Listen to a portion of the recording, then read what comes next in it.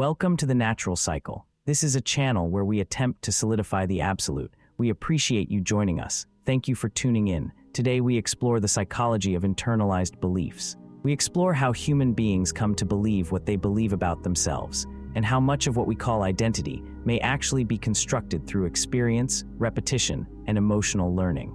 Most people do not realize they are living inside beliefs. They assume they are simply observing reality. They assume their self-image is accurate. They assume their thoughts about themselves are objective conclusions formed through experience. Psychology suggests something very different. Much of what a person believes about themselves is not discovered. It is constructed. Once constructed, it begins to feel like truth. To understand this, we begin with a simple question. Where do your thoughts about yourself actually come from? Most people point to life experience. Success, failure, relationships, and personal events seem like obvious sources, but experience does not directly become belief. Experience must first be interpreted. Interpretation gives meaning. Meaning becomes identity. Identity becomes internal truth. A child does not simply experience events. A child interprets events emotionally. If a child is repeatedly criticized, they do not simply remember criticism. They form a conclusion about themselves. They begin to believe they are flawed. If a child is consistently ignored, they do not simply remember neglect.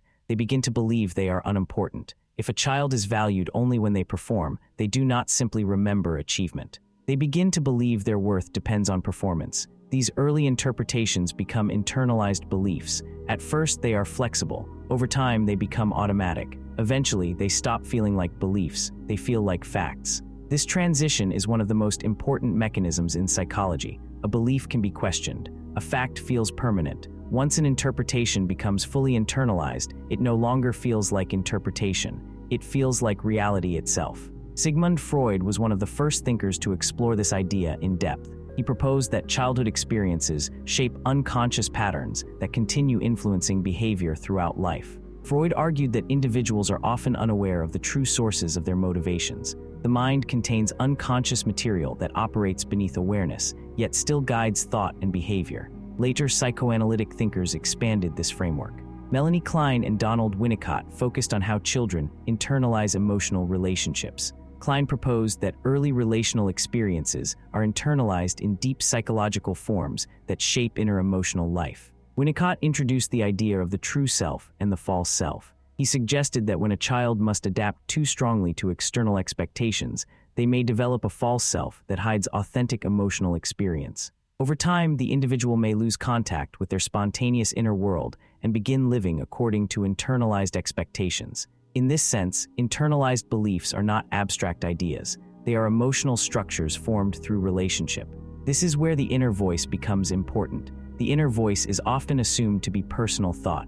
In psychological terms, it is frequently internalized dialogue from early relationships. A voice that once came from outside becomes internalized and continues operating within the mind. Over time, it becomes indistinguishable from self-generated thought. This is why self-talk often feels automatic. It is not created fresh in the present moment. It is repeated psychological material shaped by earlier environments. Cognitive psychology offers a parallel explanation. Aaron Beck, the founder of cognitive therapy, introduced the concept of cognitive schemas. These are mental structures that organize how individuals interpret experience. Once a schema forms, it acts like a filter.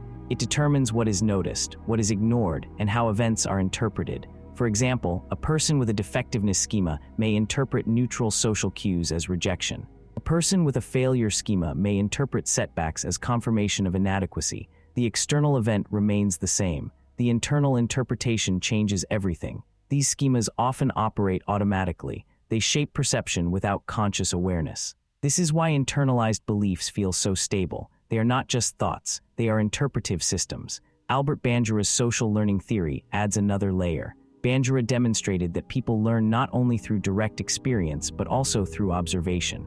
Children internalize behaviors and beliefs by watching caregivers, authority figures, and peers. They learn what is rewarded, what is punished, and what is socially acceptable. Over time, these observed patterns become internal rules that guide identity and behavior. Karen Horney expanded psychoanalytic theory by focusing on basic anxiety and idealized self-images. She suggested that children who grow up in inconsistent or hostile environments may develop an idealized self to cope with emotional insecurity. This creates a gap between the real self and the ideal self. That gap produces internal tension that can persist into adulthood. Attachment theory provides one of the most well-supported frameworks for understanding internalized beliefs. John Bowlby proposed that children develop internal working models based on early caregiver relationships. Mary Ainsworth's research showed that these attachment patterns influence emotional regulation and relational expectations across the lifespan. If caregivers are responsive and consistent, the child develops a secure model. If caregivers are inconsistent or rejecting, the child develops anxious or avoidant patterns. These patterns persist into adulthood as emotional expectations about relationships and self-worth. This is why internalized beliefs are not easily changed through logic alone. They are not only cognitive structures, they are emotional predictions embedded in the nervous system. Modern neuroscience supports this understanding. The brain is plastic. It changes through experience. Repetition strengthens neural pathways. The more a thought is repeated, the more automatic it becomes. The more automatic it becomes, the more it shapes perception and behavior. Over time, repeated interpretations of the self become stabilized neural networks. This means internalized beliefs are not only psychological, they are also biological. They exist in both thought and neural structure. This helps explain why change is often difficult. A person is not simply changing an idea. They are reshaping a long-standing neural system reinforced over years. Yet internalized beliefs continue forming throughout life. Every repeated experience reinforces or challenges existing schemas. Every relationship strengthens or weakens internal narratives. Every emotional outcome shapes identity. This creates feedback loops. A person who believes they are unworthy may avoid opportunities. Avoidance reduces success. Reduced success reinforces the belief. The belief strengthens avoidance. The loop continues. From the outside, this appears to be personality. From the inside, it feels like truth. This is one of the most important insights in psychology. People do not react directly to events. They react to interpretations of events. Those interpretations are shaped by internalized beliefs formed long before conscious awareness can challenge them. However, these systems are not fixed. If beliefs were learned, they can be unlearned. If they were reinforced, they can be weakened. If they were constructed, they can be reconstructed. This is the foundation of cognitive behavioral therapy developed by Aaron Beck and Albert Ellis. These approaches focus on identifying automatic thoughts and challenging the beliefs that generate emotional distress. Change does not occur through insight alone. Insight creates awareness, but change requires repetition of new experiences. It requires new interpretations and new emotional responses that gradually compete with old internal patterns. This process takes time. It requires consistency. But it is possible. What was formed through repetition cannot be undone instantly, but it can be reshaped. This leads to the central question. The question is not whether your internal beliefs were shaped by experience. Psychology has already answered that.